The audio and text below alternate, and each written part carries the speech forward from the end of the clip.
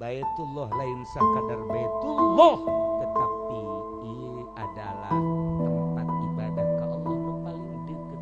Aya Allah lain di Baitullah bae, tetapi paling deukeut hadirna Allah di dinya.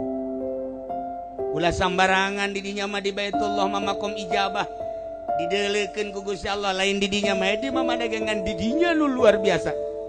Mantak tingkah manusia, ucap manusia, pagawean manusia bener-bener keur disaksian ku Gusti Allah. Nah, balik ti Mekahna lamun jelema ngan sakadar caritana carita urusan dahar, patali jeung awak, carita sare, patalina ngan sakadar jeung awak, patalina jeung tiis, patali eta mah ngan sakadar jeung awak.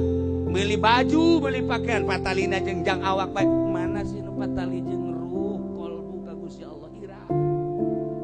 Nah, nu di pikiran teh eta hese lantaran kacinta urangna